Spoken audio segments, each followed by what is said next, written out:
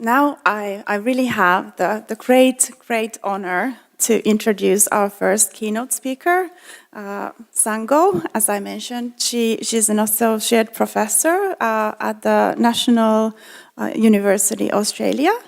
And Sango is a human geographer, and she's been working on issues of political ecology and of this commodity networks, land and agrarian change in mainland Southeast Asia. And she has had this Australian Research Council fellowship, and that has explored related themes in the region of rapid change and social and environmental change along the Cambodian-Vietnamese border. And she has been doing work in this region and looking at the communities and civil society, how they are responding to the dramatic processes of nature society transformations or rupture, as Sango has conceptualized this phenomenon. And she has really done a lot of collaboration with civil society actors and also with the government in Australia and the Asia Pacific region. And she is now leading the Resources, Environment and Development program at the Australian National University. And the department where she's located there is the Crawford School of Public Policy. And today, Sango will talk us about compound risk, microfinance and inequality in uncertain times. I'm very excited about the presentation. So let's welcome Sango to the podium.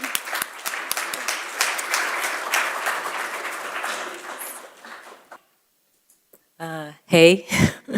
Hi, everyone, and thank you so much, Tiina, for that very generous introduction. It's a real honour to be here with you all and to participate in this conference, my first time in Helsinki, and particularly on this 50th anniversary of development studies. There was a lovely function yesterday that I was able to be there for. The panels that talked about the history of development studies and the future of development studies in Finland. And I'm touching on some of the themes that were opened up there in my talk today about microfinance and inequality in uncertain times.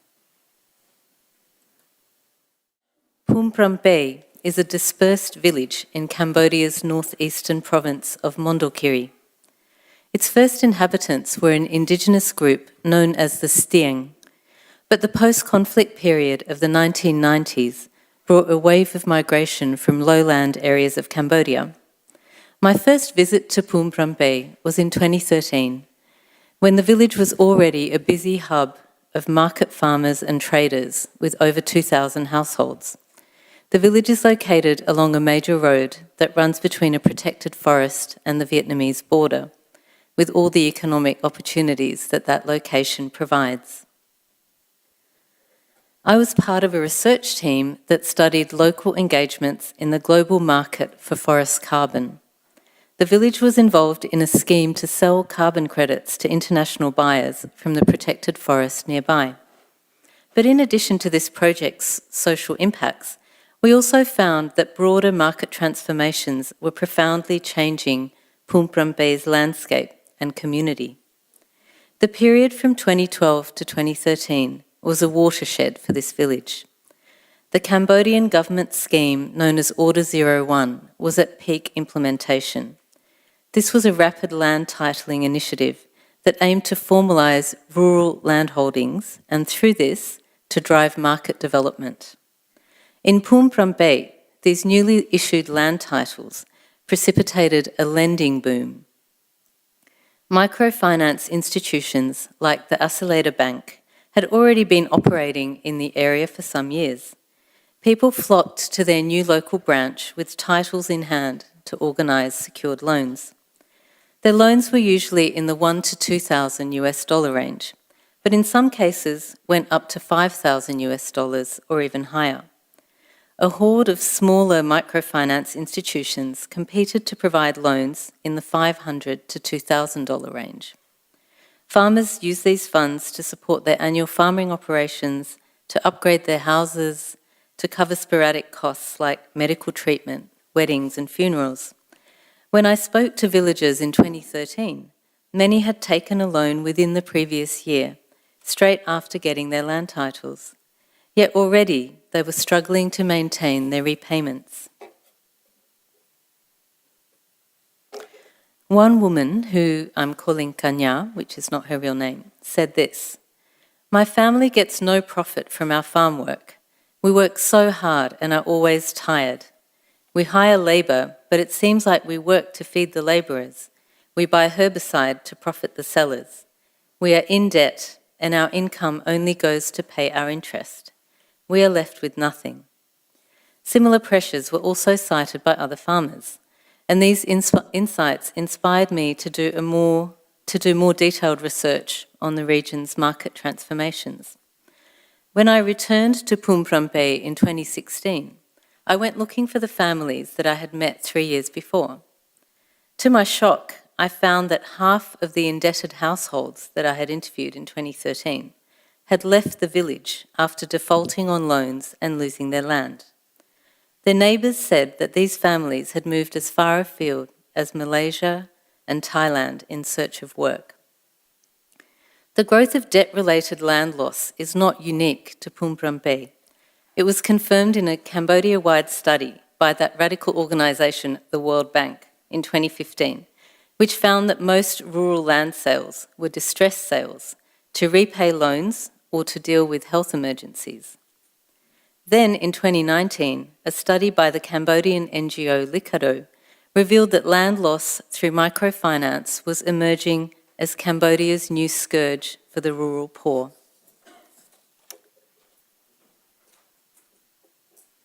This story seems a far cry from the ideals mapped out by early microcredit advocates like Muhammad Yunus. Microfinance was extolled as a pathway to poverty alleviation. It would mobilise capital to peripheral communities while unleashing their inner entrepreneurs. I'm sure we have all drunk a bit of the Grameen Bank Kool-Aid at some point in our lives. Even now, my teenage son is learning about the successes of the Grameen Bank in high school geography. So how and when did microfinance transform into a site of struggle and dispossession? Today, I'll discuss a conjuncture of 3 factors. First, I will look at the changing financial logic of microfinance institutions. Secondly, we need to consider how microfinance sits within existing landscapes of market formation and resource access. Third, I will discuss rapid social, economic and environmental upheavals that create an ever more uncertain environment for borrowers. Ultimately, I want to argue that microfinance has emerged within the very structures and systems that reproduce inequality, and so it tends to entrench it. Yet it is still something of a sacred cow in the development sector, and we need to revisit this. In looking at microfinance, I want to draw a connection back to the theme of this conference, Inequality Revisited. I understand the concept of inequality to be multidimensional. It's not only a term to describe disparities in wealth and social status. Inequality also captures people's differing levels of influence in framing choices and in making decisions for themselves and for society more broadly. In discussing inequality, we need to see how these differences in power, in access and in opportunity are shaped by contextual and structural factors. The microfinance case speaks to all of these dimensions of inequality. The case of microfinance in Cambodia, then, also provides insights on the nature of inequality in the rural south. Although microfinance was initially framed as a mechanism for poverty reduction, it was always about incorporating marginal communities into markets. When he launched the Grameen Bank in 1983, Yunus's goal was to provide credit to the poor, who at that time could only gain credit from money lenders at exorbitant interest rates. His goal was to bring capitalism down to the poorest, and through credit to create individual opportunities to escape poverty. Initial trials focused on group-based saving and lending, where loans were given without collateral. Women were particularly targeted for their enhanced household impact, while the group model provided the moral pressure for members to make good on their repayments. These factors enabled the early trials to demonstrate that the poor were, in fact, bankable. And today the tagline of the Grameen Bank remains "Bank for the Poor." Microfinance then spread rapidly as an approach. Eunice's idea resonated with emerging neoliberal models, since it could be advocated alongside policies of reduced state spending on welfare. Its individualised approach to poverty alleviation ensured that dissatisfaction about one's own circumstances could be directed towards competitors rather than towards an unequal system. In this way, microfinance served to legitimise capitalism as a system that could work for the poor. As Eunice put it, all human beings are born entrepreneurs. Some get a chance to unleash that capacity. Some never got the chance. They never knew that he or she had that capacity. These thoughts resonated with other neoliberal thinkers like Hernando de Soto, who similarly viewed the global poor as entrepreneurs in waiting. In the early days, funding for microfinance came mainly from government and donors. In Cambodia, for instance, the microcredit sector was established in the 1990s with support from USAID, the International Labour Organization, the UN Development Programme and French aid, as well as international NGOs. It was seen as an integral part of post-conflict rebuilding. The UNDP invested around $4.3 million to provide business opportunities and advice to demobilised soldiers as a means to reincorporate these groups back into society. Internationally, the neoliberal turn of the 1990s brought pressure to fund microfinance differently. Donors like the World Bank and USAID, as well as governments, looked to reduce their initial subsidies. They saw these as an investment to get microfinance up and running. After this, microfinance institutions needed to become financially viable in their own right. And this is how the push towards privatised and commercialised microfinance institutions began. In Cambodia, commercialisation came quite early. The UNDP intervention that I mentioned just before set up 4 local economic development agencies, or leaders, to provide advice and training to rural populations. A fee for service was supposed to enable these bodies to be financially self-sufficient, but this did not quite work out in an impoverished post-war rural population. So the 4 agencies merged into one association, calling themselves the Association of Cambodian Local Economic Development Agencies, or ASELEDA. That happened in 1993. ASELEDA is still remembered by many farmers as a state and NGO-supported organisation. They refer to it as ONCAR, a term that literally means organisation, and in current parlance is the term used to refer to not-for-profit NGOs. Many of Cambodia's microfinance institutions came from former NGO-supported savings schemes, or microcredit institutions. An important implication of this badging is the expectation of what might happen if things go wrong. Earlier, if villagers could not repay their loans to the ONCAR, there was no direct or severe consequence. These organisations were seen as providing livelihood support at low risk. As Nathan Green's work with ASELEDA loan officers has shown, these people are at an intimate level reworking people's aspirations and relationships to land and to community. So it matters quite a bit how they're perceived. ASELEDA from its early days operated more like a small bank, but with donor support.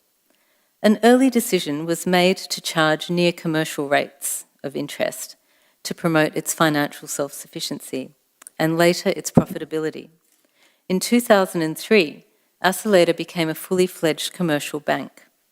Many smaller microfinance institutions followed ASELEDA's lead, becoming banks that also deal in microcredit. World Bank figures show that the country went from 16 microfinance institutions in 2006 to 60 in 2017. The same year, around 1.8 million people held loans with an aggregate value of 4.2 billion US dollars. Cambodia is now 10th in the world for its microcredit loans. And according to Milford Bateman, who's written on the history of this sector, the profits of Cambodia's top 7 microfinance institutions are among the highest in the world, developing world, I should say. The average loan size in 2017 was around US $2,000, and loans this size usually call for collateral in the form of land titles. Zooming back out from Cambodia, over time, microfinance institutions have been absorbed into the global financial order through international and bank investment. Accordingly, the narrative has shifted to one of financial inclusion rather than the original formulation of poverty reduction. Commercialisation has allowed microfinance institutions to expand their operations, while their profit motive has intensified the pressure on individuals to take loans and to complete their repayments. In Cambodia, staff in these institutions have quotas and bonuses for lending, and they look rather like missionaries as they make their village rounds on their motorbikes. Also, commercialisation has shifted the terms of credit provision, with collateral becoming far more important, the application of higher interest rates, and also a growing tendency towards reckless lending. Borrowing is not just for productive activities, but also for emergencies and for consumption. In Cambodia, in 2017, only 29% of microfinance loans were spent on agriculture and commercial activities. The rest was being used for various other expenses that a family might be dealing with. Importantly, formal microfinance has not replaced existing systems of kin or patronage-based lending, but it's kind of overlaid those other systems. In Cambodia then, there's been a perfect storm of land formalisation, which I'm going to talk about more in a minute, and microfinance commercialisation and expansion. And this conjuncture has significantly increased the risks for borrowers. The Cambodian NGO Likaro, in its study of debt last year, estimated that microfinance institutions hold about 1 million land titles through secured loans. This equates to a sizable population at risk of land dispossession. In the early days of microfinance, the emphasis on poverty reduction and demonstrating the bankability of the poor provided some checks for poor borrowers, even in the face of uneven market development and inequality. But the shift to a commercial lending model has left the vulnerable particularly exposed. So far, I've talked a bit about how microfinance has emerged within a globally connected political economy to incorporate marginal communities into markets. And this was always the driving logic of microfinance, with its emphasis on market development and entrepreneurship. As well as mobilising capital, microfinance institutions also fostered the market discipline that capitalism requires. In this sense, microcredit is inseparable from the broader landscape of agrarian market formation and the inequalities inherent in that, which I'll turn to next. Like the market more broadly, microfinance has both an extensive and an intimate reach. It has expanded significantly in its global coverage into remote rural areas, but it also reaches right down into the lives of individuals and families. We know from a long tradition of critical agrarian studies and critical geography that the outcomes of rural market formation are socially and geographically differentiated. I'm drawing here on scholars like Henry Bernstein, David Harvey, and for Southeast Asia, people like Tanya Lee, Nancy Peluso, Jonathan Rigg, and many, many others. What this body of work shows is that those with assets and connections are usually the first to capitalise and enhance their positions, while poorer households tend to lag or even fall behind. This kind of differentiated market formation was also the pattern in Pumprampe. After conflict was stemmed in the 1980s, timber was one of the first commodities to move over the border in substantial quantities. The agricultural boom came a bit later, from the early 2000s, driven by economic liberalisation in both Cambodia and Vietnam. By 2005, Vietnam was emerging as an important processing centre for agricultural commodities, and Cambodia a key supplier for these industries.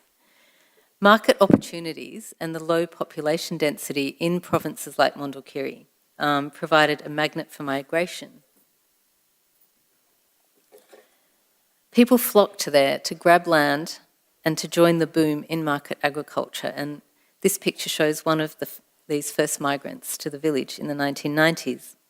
Those who arrived first did relatively well, buying or taking land from the original Stieng inhabitants or clearing forested land that was under government control.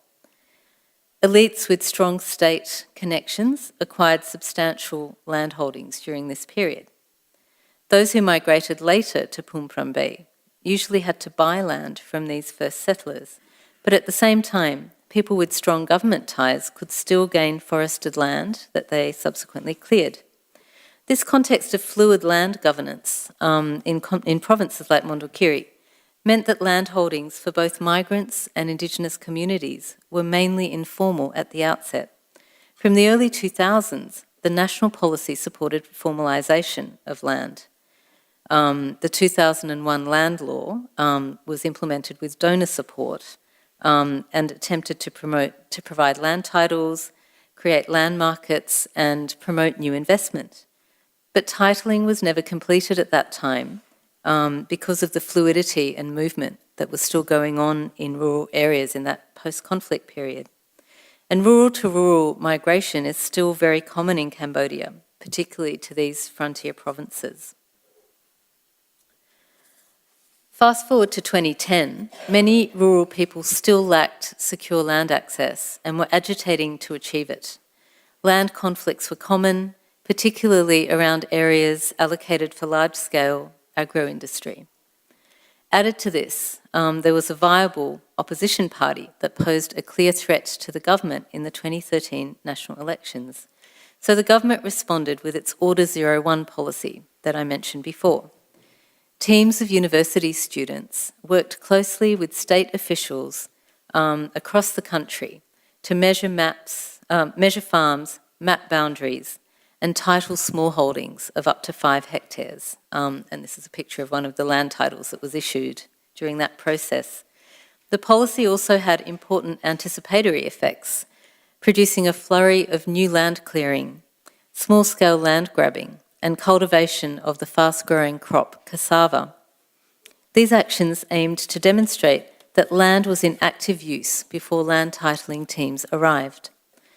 In 2013, Pumprampe's socio-economic profile was diverse and unequal. There were tenant farmers, usually farming the land of well-connected elites who lived in the provincial capital or in Phnom Penh. There were many small farmers with differing levels of wealth, holding land of between 1 and 5 hectares, and these smallholders mainly grew cash crops. Some of these farmers were Indigenous Stieng as well, and there were landless labourers who had come to Pumprampe looking for land, but found they couldn't afford to buy it, so they became day labourers on farms instead. Also, some of them started working in the illicit timber industry in the area.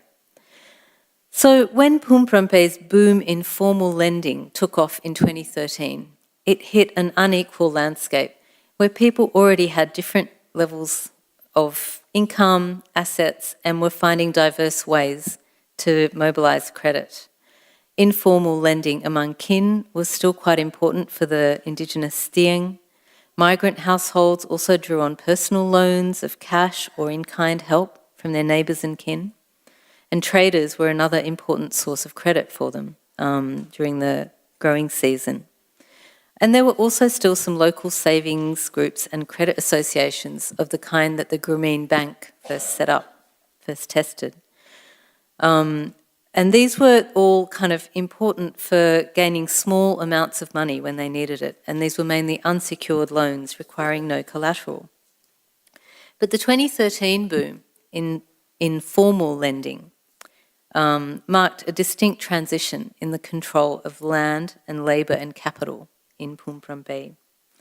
Undeniably, a proportion of farmers have been able to scale up their operations, their agricultural production, and perhaps even plant perennial crops that are more capital intensive, like fruit trees, pepper or rubber. But these farmers were typically quite well endowed already with land, equipment and access to labour. For many in the middle income to poor range, there were clear signs of livelihood and social stress. Debt was contributing to impoverishment and reinforced pre-existing inequalities in land holdings, assets and connections. And of course, land dispossession, as I mentioned before, has emerged as a critical issue here. In neighbouring Vietnam, the state has been more hands-on with market development, providing subsidised seed stock and farming inputs, but here too we've seen visible livelihood stress among poor borrowers. And I'm drawing here on research by my student, Tiina, in the northern province of Sơn La, where she worked among the ethnic Hmong. Nga found that as state subsidies dried up, livelihood pressures rapidly emerged. Within a few years, farmers had all made the switch to improved varieties, but struggled to cover living and farming costs in the absence of state subsidies. They borrowed money to fill this gap, which in turn made them far more dependent on market activities. A man whom I'm calling Zung had this to say about their new level of market dependence. Since we borrowed money from the bank, we have become more dependent on our crops. Sometimes we joke that our crops receive better care from us than our children do. In both Mondulkiri and Sơn La, we were interacting with Indigenous communities that previously had a more mixed subsistence and cash mode of livelihood. People navigated markets by bricolaging their livelihoods in diverse ways, a pattern that Sarah Turner and her colleagues have also documented in these border regions. So growing debt then has tended to push people further towards market dependence in these communities. So going then into this question of how ethnicity plays into debt. In Phum Pram Bay, much of the debt in 2013 was concentrated among lowland migrants. In contrast, many Stieng villages expressed resistance to the very idea of taking loans. Dara, who's pictured here, was a community elder who spoke at length about how the Stieng preferred to borrow and loan money and goods among themselves on an interest-free basis. Others added that their community preferred to save rather than borrow money, unlike Khmer people. But there were signs of change, particularly across generations. In Cambodia, aspirational differences within Indigenous groups have come to the fore in negotiations over communal land title. A provision in the Lands Act allows for customary Indigenous lands to be registered, but such land can't be used as collateral for loans. In several Mondulkiri villages where I worked, individuals and families had left the communal title process in favour of individual land titles so that they could access formal loans. Nga's work in Sơn La found a widening gap between rich and poor Hmong families, as well as hidden competition for wealth accumulation, which also produced social tensions. So,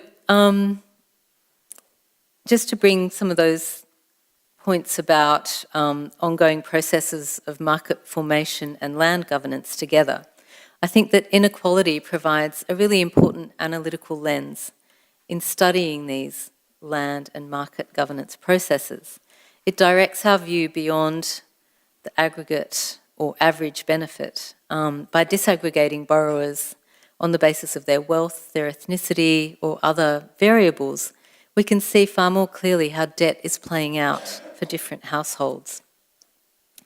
And I've tried here to broadly show that ongoing processes of market formation and land governance have contributed to the rise of microfinance and also framed its risks. In the Cambodian context, lending fed off land formalisation efforts, while simultaneously making borrowers vulnerable to land dispossession. We see a co-production of risk here, where existing inequalities combined with secured loans to compound the risks faced by poor and middle income borrowers. But that isn't all there is to the compound risk story. Borrowers are also grappling with very rapid change in different aspects of their lives that make it very hard for them to anticipate what their income is going to be and also to meet their financial obligations. And I guess the three main areas I'm going to talk about here relate to sort of market volatility, climate change, and also rapid social change.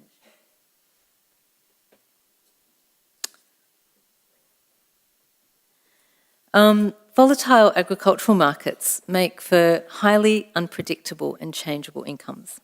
This can be seen through the example of cassava. This crop has the markers of what Jun Boras and others call flex crops. These are crops with diverse applications that can also be met by other crops, and so their value is pegged to markets for those competing crops. In this case, maize and sugarcane are key competitors, and so the price of cassava has fluctuated significantly from year to year, depending on what's happening to the value of those other crops.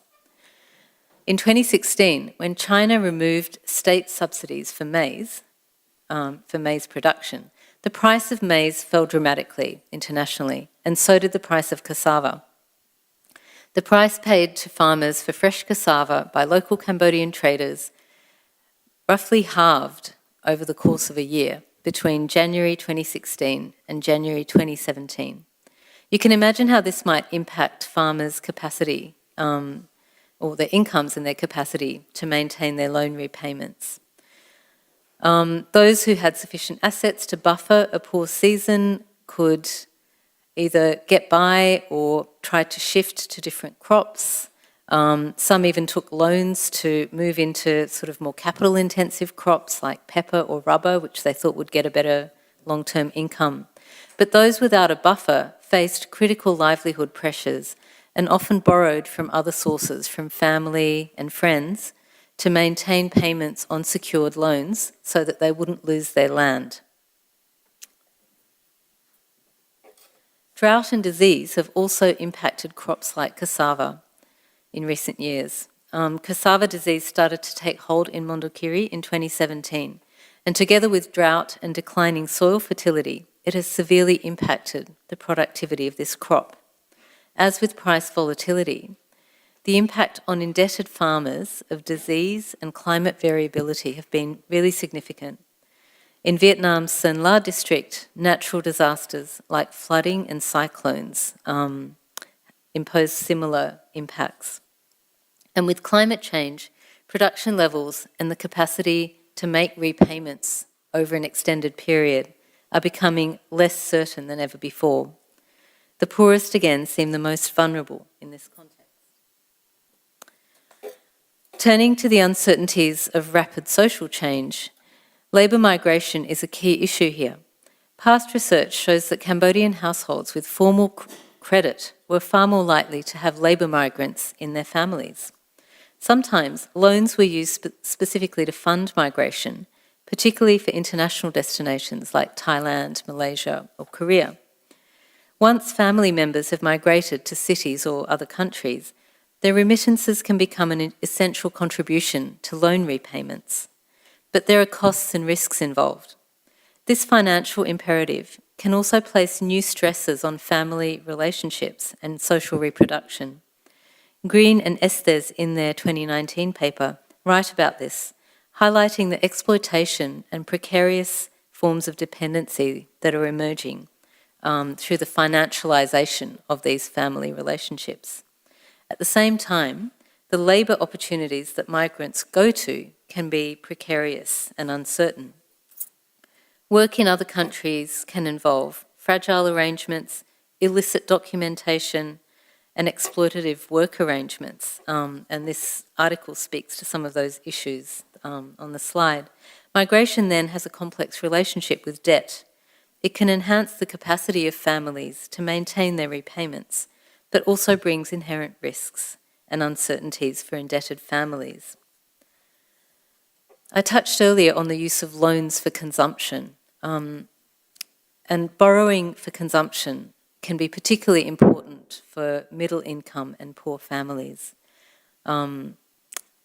We found this particularly in Nga's Sanla research, where things like weddings, funerals, medical emergencies were examples of sporadic costs that could involve large sums of money and that were important for maintaining social relationships and obligations.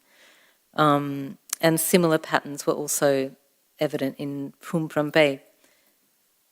So just to give you an example of that, this challenge of maintaining repayments once you've taken a loan to spend on a social obligation or other form of family consumption is captured in this comment by one of Nga's informants, Long, who borrowed quite a large sum of money to purchase 2 buffaloes for ceremonial sacrifice. He said, 5 years ago, I had to borrow 1 million Vietnamese dong, which is about $4,500 to buy 2 buffaloes for my father's and my mother's funerals. They both passed away within a few months. My brother and I had to buy a buffalo each, and it cost us so much money. No one would come to their funeral if we didn't slaughter 2 buffaloes. I've managed to pay off only 35 million after 5 years. Maybe only on the day I die will I be able to pay it off. And by this he expressed a sense of hopelessness about his capacity to ever clear this debt, which I think also takes us to the emotional load connected with debt and repayments and the social stresses that are associated with it. So the economic, environmental and social transitions that I've mapped out here interact in complex ways with debt. They don't necessarily drive debt, but combined with this kind of asymmetrical or skewed political economy of land and resource access, they do compound the risks for borrowers. And those families with limited assets or depleted social safety nets are typically least able to manage their repayments in the face of this uncertainty. So let me try to draw together some of these thoughts now about microfinance and inequality in a time of growing uncertainty. I've argued that a conjuncture of conditions has compounded the risks that have already been well documented in connection with microfinance. There were 3 main areas that I've spoken to here. The changing character of this sector, how microfinance functions within an unequal landscape of market formation and resource access, and finally, how environmental and socio-economic uncertainty are further compounding these risks.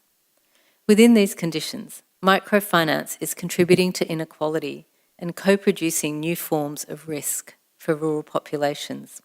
We do therefore need to question what microfinance has now become and its capacity to contribute to inclusive forms of sustainable development in a rapidly changing world. But to bring us back to the conference theme of inequality, I believe this lens is crucial to understanding the risks of interventions like microfinance, and I commend the organising committee for choosing this as a theme this year. Generalised accounts of benefits can so easily overlook how things are looking for vulnerable populations. As with market formation more broadly, it's only when we have a clear focus on social differentiation and inequality that we can appreciate the risks of such interventions. And this is even more important as we look to address looming environmental and social crises. And as we reflect on what development means in this context, our solutions need to be inclusive and just. Attention to inequality also needs appropriate methodologies. I said before that microfinance was expansive and global in its reach, but also intimate. Understanding the impacts and risks of these interventions similarly calls for us to move between global to fine-grained analysis. One of the speakers, and I was standing around the corner so I couldn't quite see who it was, at yesterday's anniversary celebration said, there are real people in there. And that's what I've tried to highlight today. As Nicolas Loubert's recent work on debt in China showed, a relational approach is needed if we want to understand complex webs of interlocking relationships. And this is the kind of multi-scale relational approach I think we need to grasp the multiple dimensions of inequality as well. So that's all from me. Kiitos. Thank you very much. And I'm looking forward to our discussion and to a stimulating conference. Particularly interested in any other experiences about microfinance, but I welcome any other questions and comments as well. Thank you. Sit here for a while because actually we have some commenting remarks to Sango's presentation. So warmly. I don't know what to say. It was really thought-provoking presentation, and it's very much eye-opening. And I would like to now invite Dr. Sapaheta Ramsilovic-Suominen to present her comments on Associate Professor Sango Mahanty's presentation. So Saba is actually the chair of last year's conference, and she's an active member in the FSDR board, and she is a researcher in the Natural Resources Institute Finland, which is called Luke. So please welcome. Thank you, Tiina. Hello, everyone. Thanks, Tiina, for the introduction, so I can go straight to my comments. Well, first to say that it's a real pleasure to have Sango here and to be able to comment on her wonderful talk on inequalities and microfinances. I met Sango some 3 years ago when I was visiting at the Crawford School of Public Policy at the Australian National University. It was part of my postdoc mobility period. And for that more, because she was a really nice host while I was there. I'm really happy to that we met again here. But my commentary to her keynote will be perhaps a little bit broader and will reflect on the speaking truth to power in the field of natural resource governance. So a little bit broader, but what I think is what we are doing here, really. These mainstream hegemonic discourses in natural resource governance are many, and the most evident one is seen in the name of the research field already, so natural resources. So we are talking about forest and water, animals, soil, reduced to resources only, resources to be governed by us, by humans, and all these different forms of life treated also separately, governed separately by forest, water, biodiversity, wildlife treaties and conventions. We humans too are treated as separate from nature. So luckily, I think these made-up dualities are increasingly challenged, and so are the neoliberal market-based instruments to socio-political realities and spaces where they simply fit, as we saw wonderfully. As we saw in Sango's talk today. But yet this trend is it goes on, and we come up with new names and new concepts. We call it green economy, we call it bioeconomy, carbon trading, etc., etc. So while challenging such discourses and framings and human nature realities, perhaps this is a bit broader concept, but have become rather common. But also it has become increasingly more risky or daring to do so. And we have seen increased attempts to discredit scholars or threaten activists who dare to propose or apply different ways of doing, different ways of being, and different ways of knowing. Divisions also have emerged not only between science and policy or science and industry, but also within the scientific community. And scholars from different disciplines and ontologies are increasingly placing each other in opposing camps and often with negative labels, critiquing, sometimes becoming really personal too. So in the light of that, what I said so far, I want to reflect that through her scientific work and encounters and engagements with local communities and people of different backgrounds, especially in the Southeast Asia, Sango has done an amazing job in challenging the hegemonies related to what we call community forestry and forest governance more broadly and within other fields as well. She has advocated for local people's representation and recognition and for protection of their rights in both policy interventions and industrial extractivism. She has criticized governments for corruption and opposing and oppressing local people in their their policy interventions. She has criticized extractive industries for violating local people's human, economic, and other rights needed for a decent human life. And she has criticized the neoliberal and technocratic ways of approaching and governing nature and people, such as the microfinance. So I admire Sango's work really a lot, and her personal courage in carrying it out. But what I especially perhaps admire or would like to emphasize here is the way in which she has been doing it, the way she speaks her own truth to power. She remains rather non-confrontational, I think, in communicating her messages, finding this ideal way to critique the mainstream in a direct yet very polite and constructive manner.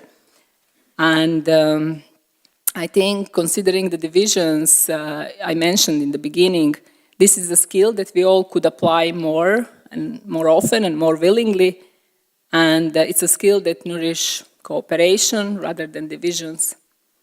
For this and for all above, I would like to thank Sango for her contributions to our scientific discipline and to this conference. Thank you.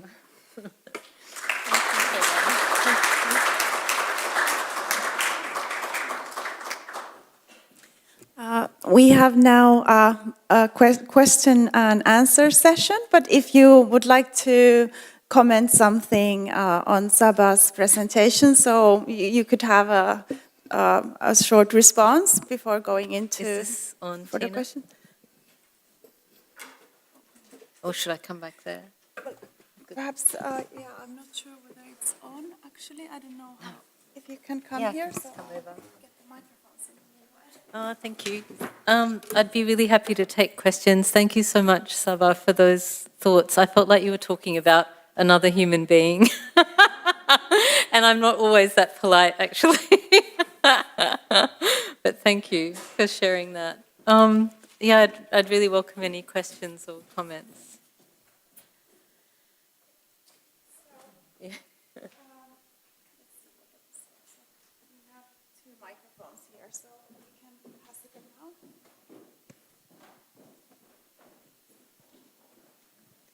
Hi. So do you know, when they take these microloans, do they invest something in the education of their kids? Do they send their kids to the city to get a higher education and not to work in the agriculture? That's not a common use for the loans, education. It's, usually, I mean, in the villages where I've been working, there's usually primary education available in the area, and there are fees connected with that. But usually the loans were used for more kind of chunky costs that households had, the kind that I was describing, like weddings or home improvements or purchasing a motorbike, perhaps, that kind of thing. So basically they don't invest with these loans, they just use current needs. Yeah, that's part of the point I was making, that only around 30% of the loans are used for kind of productive activity, like in a business or agricultural production. Often it's used for other costs that the family has to deal with.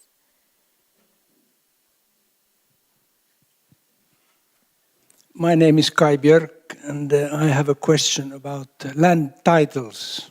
Yeah.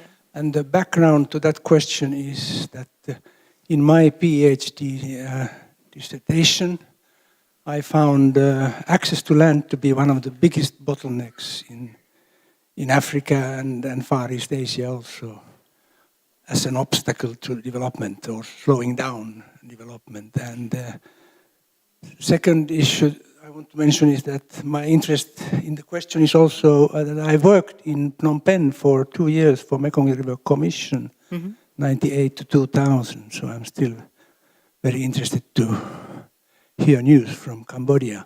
And now the question, land titles, are they really for full ownership, or is it only about 50 or 100-year lease titles? That's my question.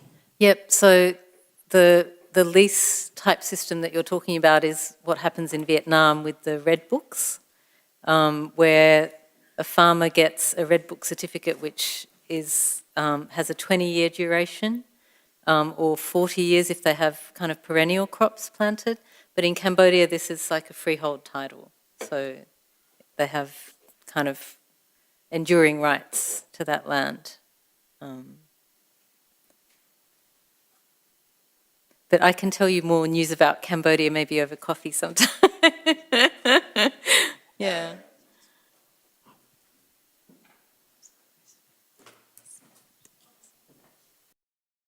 Hi, thank you for that. I guess a lot of, especially verbalizing, a lot that is I've experienced personally as well, especially I think the buffalo example was really good, which is very difficult for a lot of us in the West to see why would somebody spend millions to buy 2 buffaloes to kill them for parents who died. And it's very easy to see, okay, microcredit, that's really just, but would you, because a lot of the problems you pointed out were also basically classic problems of neoliberalism. So do you still see a place for microcredit if we can kill neoliberalism within microcredit? Or do you completely reject it? That was a little unclear for me because demonizing microcredit is also the new trend in the 2010s right now, right? And I've seen how much microcredit can help. And even though for us, a lot of us trained in the Western tradition, it looks like throwing good money after bad. So do you still see a de-neoliberalized microcredit playing a role in modern transformative work? I mean, I think it is out there and we have to kind of deal with it at the moment. So we can't just sort of wish microcredit away. So I think the space that I would see microcredit having was kind of a return back to those savings group type systems where there wasn't, like I think collateral, using land as collateral is quite problematic, and Cambodia is a really good illustration of kind of the trends associated with that. So if there is a place, I think it would be in that small-scale original model, which a lot of the schemes have moved away from, which is more of a cooperative approach, I think, to savings and credit. Yeah. Sango, thank you very much indeed for a fantastic keynote. It was really, really interesting. 2 questions, if I may. Firstly, these defaulted loans result in the institutions having lots of land which they now own, because they've taken the title. And so the first question is what happens to that land when they take hold of it? And the second is to challenge you on your response to the last question. Yeah. Because in Mathilde Maitrod's work on microfinance in Bangladesh, which is this collective model where it's effectively micro-collateral, as she calls it, rather than microfinance, because the credit, the collateral is shared amongst the group. But the problem still persists because of the predatory lending practices of the loan officers who have targets to fulfill. So whether you're borrowing against your land or borrowing against your micro-collateral, if you have a predatory loan officer who is selling you loans inappropriately, you're going to get into unwelcome debt. So is it the collective practice or is it the governance of the loan officers which is the key? Yeah, that's a good point. Maybe I'll deal with that one first. I agree with what you're saying. I mean, I think actually taking microfinance, first of all, taking it back to that kind of situation, it's kind of the horse has already bolted and it's transformed into another beast. So I don't quite see how that process can occur if left to the microfinance institutions. And yeah, I agree that even with those savings group models, and there's a lot of moral pressure exerted on participants in that, and a lot of issues with it as well, as you flagged, Dan. In terms of what happens to the land, so that's a really interesting thing. The land is usually sold. Either it's sold by the farmers themselves, or people will describe it to us as the bank comes and kind of puts a for sale sign on the land and it is sold at a cheap price. And what we were able to figure out was that often it was being sold through networks of officials within the bank or staff within the bank. So kind of the whole process of land sale associated with defaults is another kind of area of sort of dodgy activities that basically seems to just multiply the problems at that local level. So typically it gets sold, and if the farmer is able to make that sale, they're probably going to get a slightly better outcome than if the bank takes it over and sells it through its networks. Yeah. Yeah, I haven't really organized my thought. I'm born from the University of Uvascula. I've heard that you're a human geographer, and I do political economy, but sometimes I also wear my development economics hat. When I think of critique, I use my political economy training, about unequal relations between classes and identities. But when I'm thinking about solutions, I find my development economics training useful because a lot of these problems in underdevelopment has already been addressed in heterodox development economics. For instance, when we understand the causes and solutions to underdevelopment, we would go back to the mode of production question. Why is poverty being perpetuated in Cambodia and most of Southeast Asia? It's a mode of production question. And economics has addressed that, because these countries specialize in diminishing returns activities. The more that your economic activity is concentrated on raw material production, that would perpetuate underdevelopment. And then the other initiative that the critical scholars in development economics are doing is on questioning the system of exchange. Now there's a growing movement questioning the role of banks. The way economics is taught these days is that banks are merely intermediaries. Yeah, we are taught that banks just facilitate the transfer of money between savers and borrowers, when in reality, banks themselves, as what you have presented, are creators of credit and inventors of money. And this must be taught to the students and to the poor.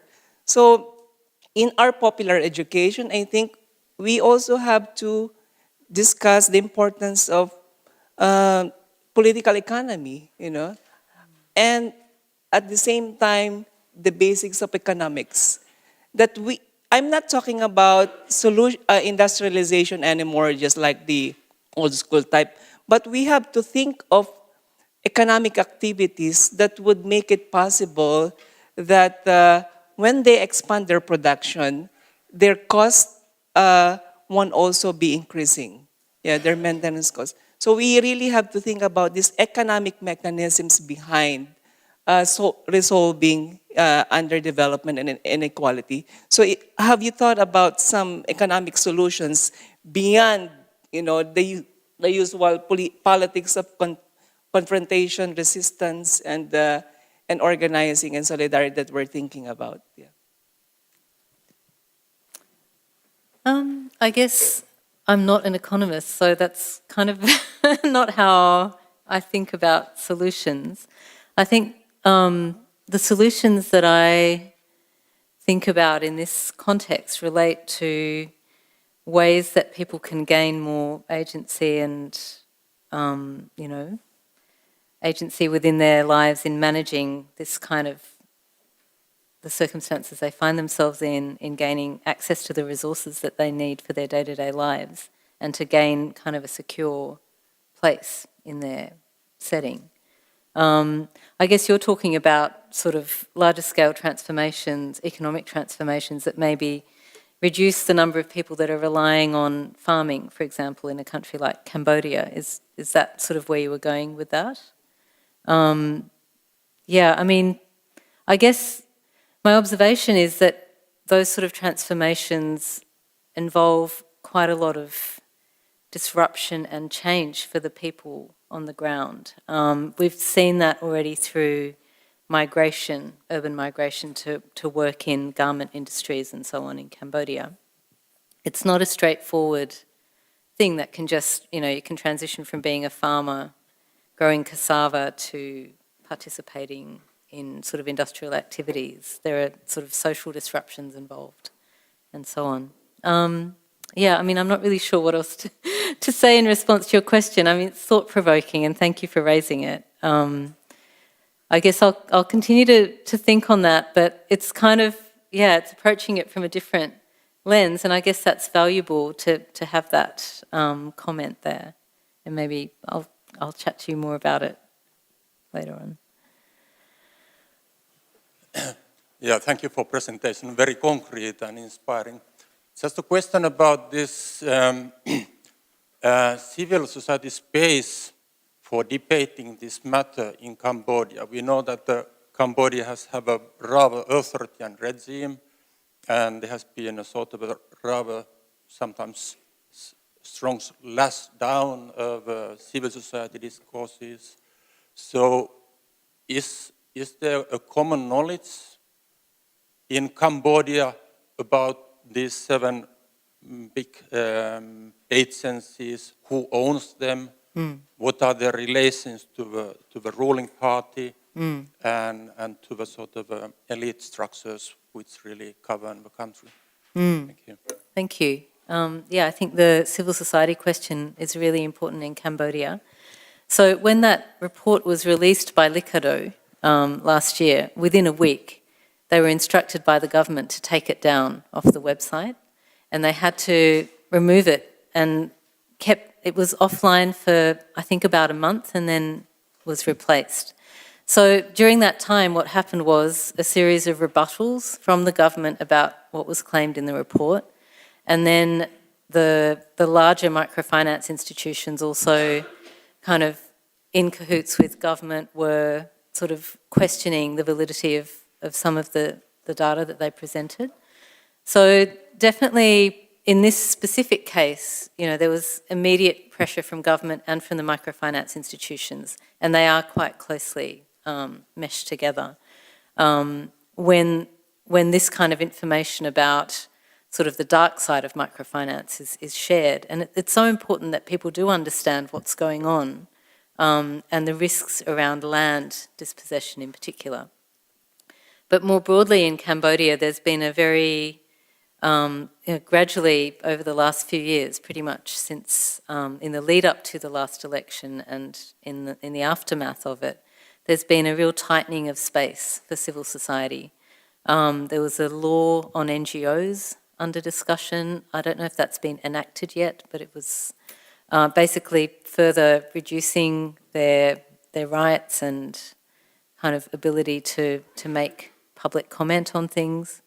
So yeah, it's definitely a very confined space, and that then restricts the opportunity to openly discuss kind of problems with these sorts of issues. And yeah, labour rights is another area, for example. Yep. Yes, I think that now we actually will have to move on in the program, but I want to ask everybody to give applause to Sango for a wonderful presentation. Thank you so much.